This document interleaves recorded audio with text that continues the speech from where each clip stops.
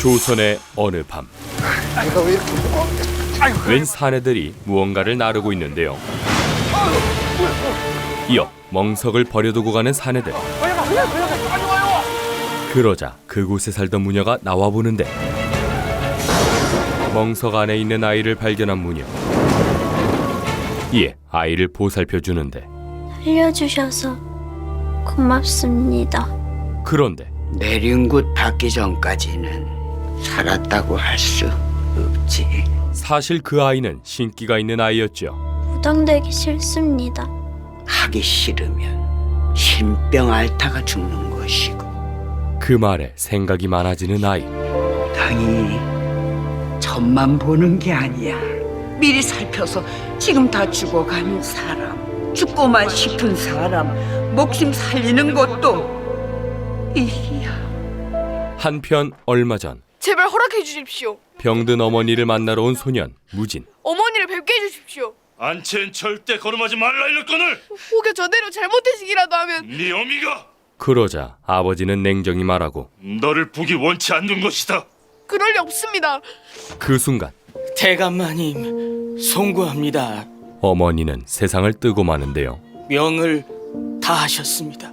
그렇게 어머니의 임종도 지키지 못한 무진. 무진은 차마 눈물을 멈출 수가 없었죠. 그때 무진에게 다가오는 소녀. 감히 웃어? 그래, 울지 말고 차라리 그렇게 발끈하거라. 그러더니 갑자기 이상한 소리를 하는데요. 학문을 게을리 하니 어미의 마음을 아직 못 본 게지.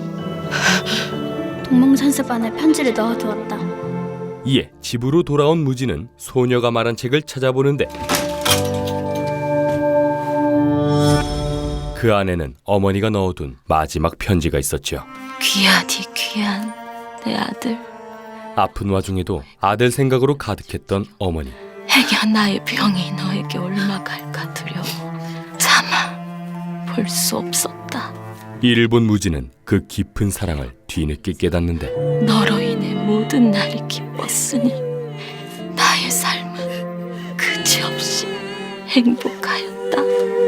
그리고 얼마 후 그곳에서 다시 만난 소녀. 울보네?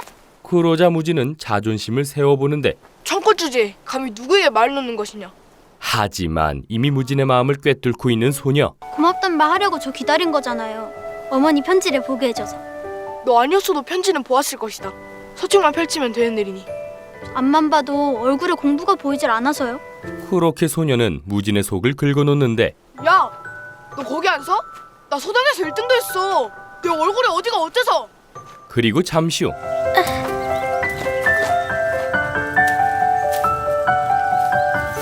소녀를 따라온 무진. 그 후로도 무진은 소녀를 졸졸 쫓아다녔지요. 진짜 이름을 말 안 해줄 것이냐? 이름 같은 거 없습니다. 그 말에 무진은 내가 네 이름을 지어주겠다. 소녀에게 이름을 지어주는데요. 앵초는 어떻냐? 조그맣고 못생긴 게 앵초꽃을 꼭 닮아서 말이다. 우쩌리 말하는데 감히. 같이 가자 앵초야. 그러던 어느 날 아버지께서 과거를 준비하라 당부하셨는데 앞날을 정하는 게 쉽지가 않아. 분에는 소질이 없으십니다. 그러자 앵초에게 앞날을 묻는 무진. 무과 쪽으로 나가면 어찌 되는데? 그 순간 앵초는 불길함을 감춘 채 거짓말을 하죠. 왜? 병졸이나 하다가 끝날 것 같으냐? 아니요, 크게 되실 것 같습니다. 그리고 그런 앵초의 말에 무진은 곧바로 말을 타기 시작하는데요. 그렇게 말 타는 법을 익힌 무진은 이제 매일같이 앵초를 만나러 왔지요. 그러는 사이 어느덧 늠름한 남자가 된 무진. 그리고 그의 앞에는 여인이 된 앵초가 있었는데요. 두 사람은 이제 막 어른이 된 참이었지요. 성년이 되기를 얼마나 기다렸는지 모른다. 네가 보기엔 어떠하냐? 난생 처음 상투를 틀고 갓을 쓴 것인데. 깜짝 놀랐지요. 너무 근사해서. 그러자 앵초에게 다가가는 무진.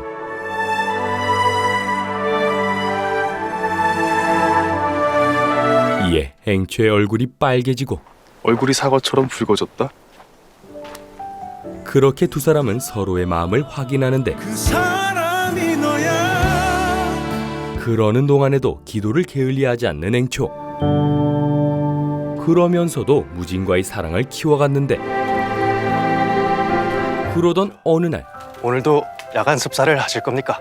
아니, 오늘은 낙화놀이에 갈 것이다. 그렇게 기대감에 차있던 무진은 돌리님, 나리마님께서 급히 찾으십니다. 놀라운 소식을 듣게 되는데요. 혼인이라니요. 차라리 기생을 보낼 것이지. 그랬다면 혼인 후에 첩실 자리라도 내어주면 되었을 텐데. 알고 보니 아버지가 앵초에 대해 알게 된 것이었지요. 내 그년을 발가벗겨 사내 놈들 득실되는 사당패에 팔아넘기면 어찌 될까? 부재하게 마음을 얻지 못한다면 그 계집의 얼굴은 영영 보지 못할 것이다. 이에 그날 밤 약속대로 앵초를 만나러 간 무진. 미리 와서 기다린다고 하셔놓고. 무진은 일생일대의 결정을 하는데 도망가자. 어디로든. 그리고 얼마 후 둘만의 약속 장소로 나온 앵초. 어째서 짐을 챙겨오지 않은 것이냐? 앞날을 보았습니다. 도련님 곁에 제 자리는 없습니다. 주상 전하를 지켜 명예를 얻고 후덕한 부인을 만나 대를 잇는 것이 도련님의 운명이지요. 그런 운명은 내가 원하지 않는다. 하지만 앵초는 이미 마음을 정한 상태였지요. 타고난 운명은 거스를 수 없습니다. 천하디천한 무당과 도망쳐 산속에 숨어 사는 것이 행복할 리 없지요. 그 말에 앵초에게 되묻는 무진.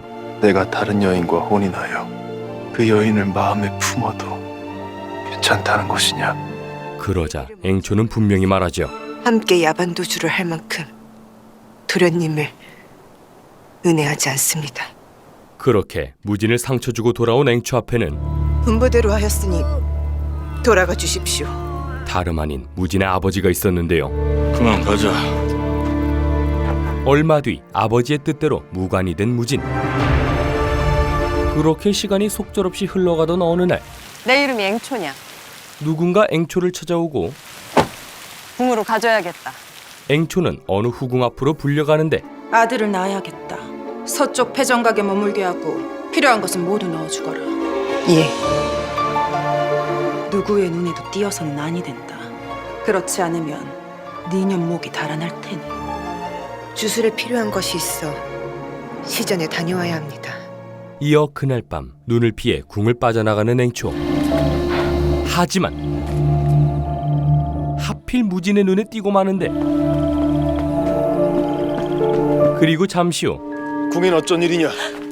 두 사람은 다시 만나게 되죠. 왜 연유를 말해줄 만큼 나를 은혜하지 않는 것이냐? 그 순간 거짓이었습니다. 참아왔던 진심을 털어놓는 앵초. 저는 처음 봤을 때부터 한시도 도련님을. 그렇게 두 사람의 사랑은 다시 시작되는데요. 참으로 어여쁘구나. 그런데 궁에 요사한 무당이 들어와 운기를 흐트리고 있다는 소문 들었나? 서서히 소문이 나기 시작한 앵초의 존재.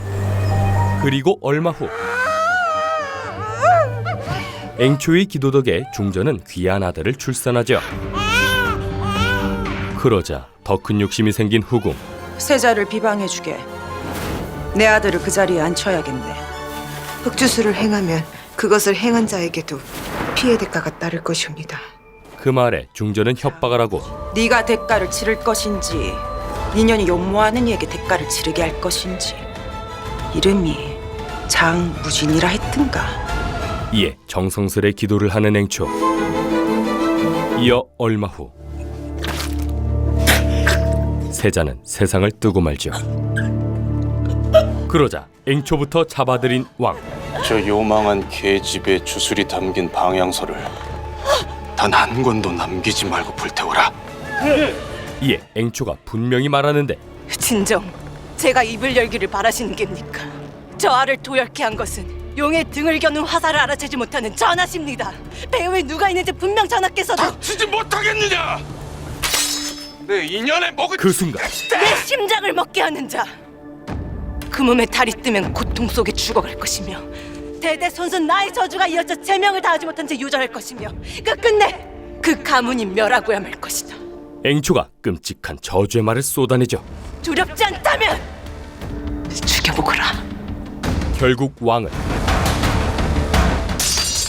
앵초를 가두기로 하는데요. 천년을 우물에 가두고 실력이 퍼지지 못하도록 모감중 나무로 봉하라. 한편 그년이 실토를 하면 어쩌지? 자신의 안위만을 걱정하고 있는 후궁. 죽이지는 마라. 앵초가 직접 쓴 마지막 방향서를 손에 넣을 때까지는. 그때 앵초는 이미 깊은 우물에 갇혀 있었지요. 그런데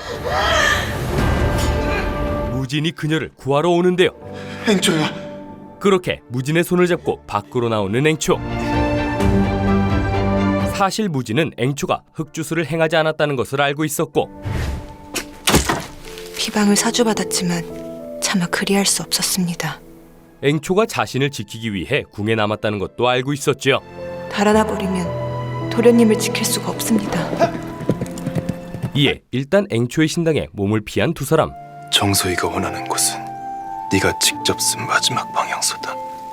그걸 내어주고 나와 함께 떠나면 된다. 무진은 어떻게든 앵초를 구하고 싶었는데요. 나를 믿거라.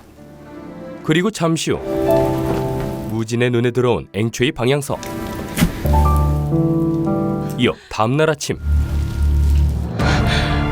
앵초는 방향서가 사라진 것을 알게 되죠. 한편 그 시각 방향서를 가지고 궁으로 향하는 무진.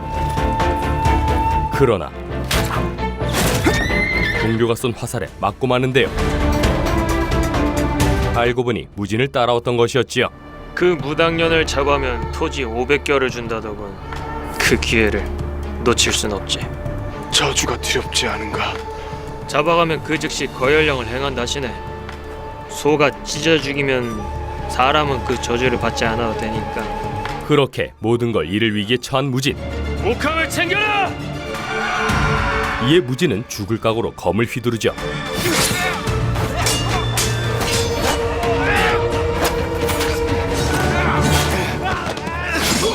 하지만 그 사이 앵초를 찾아온 광군들. 그때 앵초는 도망을 가고 있었는데요. 그러나 광군에게 따라잡힌 앵초. 쏴라. 하지만 다들 저주를 두려워하고 있었지요. 저주가 두려운 것이냐? 그때 내가 하겠다. 그 자리에 나타난 무진. 자네 아직 살아있었나? 저 여인은 내게 맡겨라. 그러더니 앵초에게 다가가는데 속이신 겁니까? 방향서를 훔치려고. 그렇게 무진은 자신의 손으로 앵초를 찌르죠.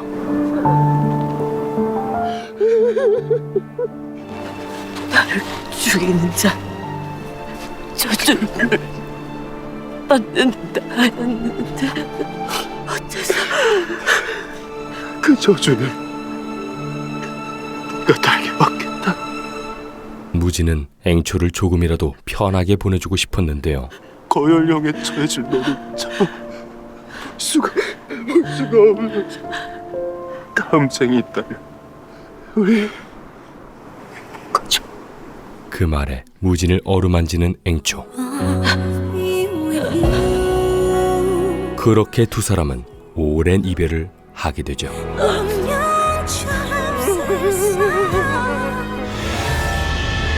시간은 흘러 2023년.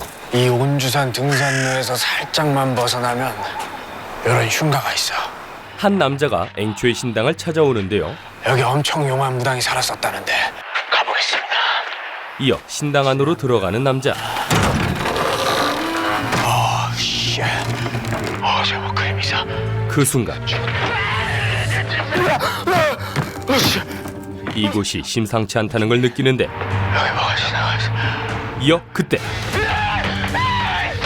놀라 뒷걸음질 치던 남자는 진짜 화가 났어. 진짜 안 좋아. 결국 명을 달리하죠. 그리고 얼마 뒤 내 아들 어떡할 거야? 이 일로 해당 구청은 난리가 나는데요. 아니, 등산할 때마다 그 흉가 때문에 우리가 얼마나 무서웠는지 알아요? 당장 철거부터 해요, 당장! 죄송합니다만 철거는 저희 과 담당이 아니라.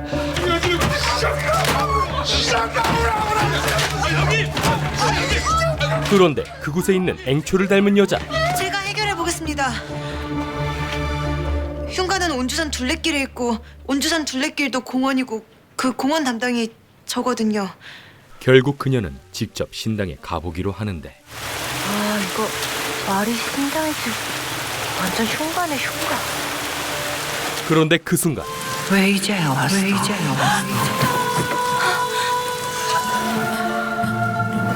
이상한 소리에 이어 등장한 이상한 남자.